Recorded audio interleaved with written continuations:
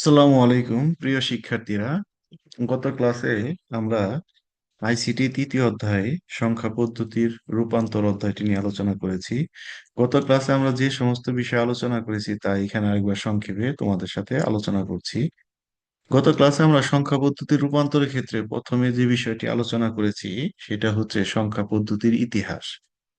ইতিহাসে আমরা যেটা দেখেছি যে খ্রিস্টপূর্ব 4000 বছর আগেই সুমেরীয় সভ্যতায় সর্বপ্রথম পালি পদ্ধতির প্রচলন দেখা যায়। আর চিহ্ন বিশিষ্ট সংখ্যা পদ্ধতির প্রথম প্রচলন দেখা যায় খ্রিস্টপূর্ব 3400 বছর আগে মিশরীয় সভ্যতায়। আর সেই মিশরীয় সভ্যতায় যে চিহ্ন বিশিষ্ট প্রথম সংখ্যা পদ্ধতির প্রচলন দেখা গিয়েছিল সেটার নাম ছিল হায়ারোগ্লিফিক্স। এছাড়া গত অধ্যায়ে আমরা সংখ্যা পদ্ধতি কাকে বলে, সংখ্যা পদ্ধতির বেস কাকে বলে, সংখ্যা পদ্ধতির ক্ষেত্রে পজিশনাল সংখ্যা পদ্ধতি এবং নন পজিশনাল সংখ্যা পদ্ধতি কি জিনিস, আর আমাদের ব্য- বহুল প্রচলিত চারটি সংখ্যা পদ্ধতি যথা বাইনারি, অক্টাল, ডেসিমেল, হেক্সাডেসিমেল, এই চারটি সংখ্যা পদ্ধতির ক্ষেত্রে কেন কম্পিউটারে বাইনারি সংখ্যা পদ্ধতি ব্যবহার করা হয়, এছাড়া এই চারটি সংখ্যা পদ্ধতির পারস্পরিক রূপান্তর নিয়ে আমরা আলোচনা করেছি। আমাদের আজকের সংক্ষিপ্ত আলোচনা হবে হচ্ছে যে যে কোনো সংখ্যা পদ্ধতি তথা ওই যে তোমাদের যেটা জানা অর্থাৎ বাইনারি, অক্টাল, ডেসিমেল, হেক্সাডেসিমেল, এই চারটা সংখ্যা পদ্ধতির পারস্পরিক রূপান্তরের ক্ষেত্রে আমরা পাঁচটা সূত্র ব্যবহার করে যে কোনো সংখ্যা পদ্ধতির অঙ্ককে বা সংখ্যাকে অন্য সংখ্যা পদ্ধতিতে রূপান্তর করতে পারি। এর বাইরে যে কোনো একটা কাল্পনিক, যেমন 9 ভিত্তিক একটি সংখ্যা কিংবা 12 ভিত্তিক একটি সংখ্যাকে আমরা বললাম যে 9 ভিত্তিক সংখ্যাকে তুমি 6 ভিত্তিক সংখ্যায় রূপান্তর করো, এরকম একটি কাল্পনিক যে কোনো একটি বেজ বিশিষ্ট সংখ্যাকে অন্য বেজ বিশিষ্ট সংখ্যায় রূপান্তরের নিয়ম নিয়ে আমরা আজকে আলোচনা করব। আমরা এটা খুবই সহজ, একটা সংখ্যা পদ্ধতিকে যখন তুমি অন্য সংখ্যা পদ্ধতিতে রূপান্তর করতে চাও, আমরা যে কোনো সরাসরি উদাহরণ হিসেবে দেখি। যেমন এইখানে আমরা দেখতে পাচ্ছি হচ্ছে যে এখানে আমরা দেখতে পাচ্ছি তোমাদের সামনে 6 ভিত্তিক একটা সংখ্যা পদ্ধতি রয়েছে। সেই সংখ্যাটা কত? 532। এখন আমি এটাকে করতে বলছি হচ্ছে 9 ভিত্তিক সংখ্যা পদ্ধতি। তাহলে আমাদের প্রথমে কি করতে হবে? এই 6 ভিত্তিক সংখ্যা পদ্ধতিটাকে আমাকে দশমিকে নিয়ে যেতে হবে। আর যে কোনো সংখ্যা পদ্ধতির একটি অঙ্ককে দশমিকে নিয়ে যাওয়ার সূত্র তোমাদের জানা আছে। আমি যদি সেটা আরেকবার তোমাদের করে দেখাই যে 532, এইটা হচ্ছে তোমার 6 ভিত্তিক এটি সংখ্যা পদ্ধতি, এটাকে তুমি দশমিক নিতে চাও, তাহলে আমাদের প্রথমে নিয়ম কি?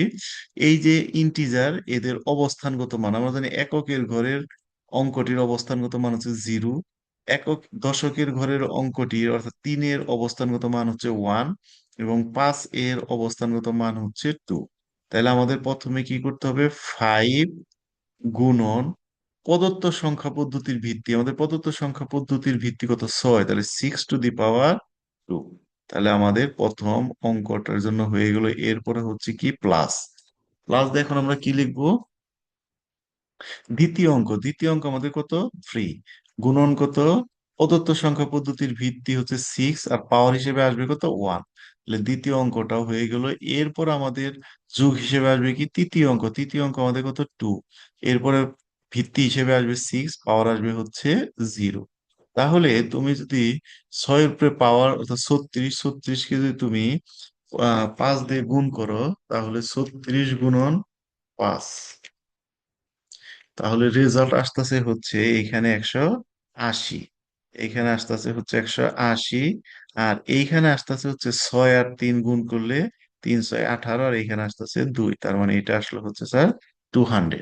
তাহলে আমরা প্রথমে যে কোনো একটা সংখ্যা পদ্ধতি, যেমন 6 ভিত্তিক সংখ্যা পদ্ধতিকে আমরা যখন 9 ভিত্তিক সংখ্যা পদ্ধতিতে রূপান্তর করব, তাহলে প্রথমে আমাকে যেতে হবে কি? 10 ভিত্তিক সংখ্যা পদ্ধতি। তাহলে আমাদের 10 ভিত্তিক সংখ্যা পদ্ধতি হয়ে গেল। এবার এই 10 ভিত্তিক সংখ্যা পদ্ধতিকে আমরা 9 ভিত্তিক সংখ্যা পদ্ধতিতে রূপান্তর করবো। প্রিয় শিক্ষার্থীরা, 10 ভিত্তিক সংখ্যা পদ্ধতিকে তুমি যদি 2 ভিত্তিক সংখ্যা পদ্ধতিতে রূপান্তর করতে, তাহলে কি করতে? 2 দিয়ে ভাগ করতে, এমআই কারেক্ট? এবং কতক্ষণ ভাগ করতে? যতক্ষণ পর্যন্ত না ভাগফল শূন্য হয়। তাহলে এখন 2 ভিত্তিক সংখ্যা পদ্ধতিতে রূপান্তরের ক্ষেত্রে যেহেতু তুমি 2 দিয়ে ভাগ করতে, তাহলে এখন 9 ভিত্তিকের জন্য তুমি কয় দিয়ে ভাগ করবে? 9 দিয়ে। ইয়েস। তাহলে এখন আমরা এটাকে নয় দিয়ে ভাগ করবো। তাহলে 9 দিয়ে যদি আমরা ভাগ করি, তাহলে আমরা যদি এখানে 22 লিখি, তাহলে আমরা সবাই জানি যে 9 × 22 করলে হয় হচ্ছে 198। তাহলে 198, তার থাকলো কত, তাহলে 2। এরপর আবার এই 22 কে আবার আমাদের 9 দিয়ে ভাগ দিতে হবে, তাহলে 9 × 2 = 18, থাকলো কত, 4। এরপর আবার 2 কে যদি আমি 9 দিয়ে ভাগ দিই, তাহলে যায় না, থাকলো 2। তাহলে 2 হচ্ছে মোস্ট সিগনিফিকেন্ট বিট, 4 2, অর্থাৎ নিচ থেকে আমরা এবার উপরে সাজাবো, তাহলে এটা হয়ে গেল আমাদের 4244। নিশ্চয়ই তোমরা বুঝতে পেরেছো। এখানে প্রিয় শিক্ষার্থী আরেকটা উদাহরণ রয়েছে, সেটা হলো 4 16 ভিত্তিক, কিন্তু আমাদের এটাকে নিতে বলছে 9 ভিত্তিক। তাহলে 16 ভিত্তিক আমরা জানি এটা হেক্সাডেসিমেল, কিন্তু হেক্সাডেসিমেল থেকে তুমি বাইনারিতে যাওয়ার নিয়ম জানো, হেক্সাডেসিমেল থেকে তুমি দশমিকে যাওয়ার নিয়ম জানো, হেক্সাডেসিমেল থেকে তুমি অক্টালে যাওয়ার নিয়ম জানো, বাট হেক্সাডেসিমেল থেকে কিন্তু 9 ভিত্তিক সংখ্যা পদ্ধতিতে যাওয়ার নিয়ম তোমার জানা নাই।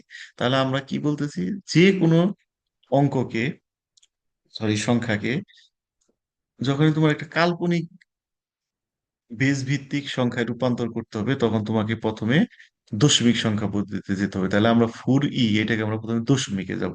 তাহলে এইটার জন্য আমরা কি করব, আমরা একটু উপরে করছি, তাহলে আমরা এটার জন্য উপরে একটু চলে যাই, তাহলে 4 তাহলে আমরা প্রথমে, যেহেতু এখানে সাদা জায়গা কম, কাজে এখানে আমি একটু সংক্ষেপে লিখছি। তাহলে আমরা প্রথমে কি করব, 4 যেহেতু এর ভিত্তি হচ্ছে 16, 16টিতে পর কত লিখবো স্যার, 1, যোগ কত লিখবো, ই। আর আমরা জানি ই মানে কত স্যার, হ্যাঁ আমরা ই মানে জানি হচ্ছে 14। তাহলে 14 × 16 টু দি পাওয়ার 0। তাহলে এইখানে তোমার আসতেছে 14 টু দি পাওয়ার 1 মানে 14, 14 কে তুমি যদি 4 দ্বারা গুণ করো, দেন তুমি এখানে পাবা হচ্ছে 64। এখানে পাবা কত, এই এখানে পাবা হচ্ছে 64। আর এখানে হচ্ছে 16 টু দি পাওয়ার 0 মানে 1, তার মানে যোগ 14। তাহলে 1 এর সাথে 14 গুণ করলে 14, তাহলে 14 আর 64 গুণ করলে কত হয়, সরি যোগ করলে কত হয়, নিশ্চয়ই তোমরা পেরে গেছো যে 64 এবং 14 যোগ করলে হয় 78। দেখো আমরা এখানে কি লিখেছি, 78। এবার এই 78 কে আমরা আবার 9 ভিত্তিক, আর 78 কে যখন তুমি 9 ভিত্তিক সংখ্যা পদ্ধতিতে রূপান্তর করবে, তখন তো তোমার জানা আছে, তারপর আমি একবার করে দিচ্ছি। 78 কে আমি 9 দিয়ে ভাগ দিই, তাহলে 9 দিয়ে যদি আমি ভাগ দিই, তাহলে 8 9 × 63। আচ্ছা, তাহলে 8 9 × 63, তা থাকলো কত, 78 থেকে 63 তুমি যদি বিয়োগ দাও, তাহলে থাকে হচ্ছে,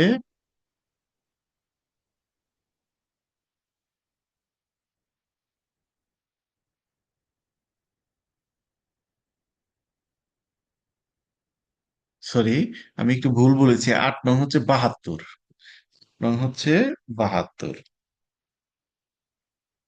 72, তাহলে 72, আমাদের আছে হচ্ছে 78, তাহলে 72 যদি আমাদের চলে যায়, তাহলে আমাদের থাকবে 6। তাহলে 8 নং 72 আমাদের এখানে জানি আমরা ভাগফল লিখতে পারি, এখানে থাকে হচ্ছে অবশিষ্ট 6। এবার 8 কে তুমি যখন আমার 9 দিয়ে ভাগ দিবে, এটা তো যাবে না, তাহলে থাকবে শূন্য, থাকবে 8। তাহলে এখানে থাকলো কত, 8, আর উপরে হচ্ছে 6, তার মানে 86। তাহলে নিশ্চয়ই তোমরা বুঝতে পেরেছো। এখন আমার মনে হয় তোমরা যে কোনো সংখ্যা পদ্ধতির সংখ্যাকে অন্য বীজভিত্তিক সংখ্যায় রূপান্তর করতে পারবে। সবাইকে ধন্যবাদ। আমাদের পরবর্তী লেকচারে আবার দেখা হবে।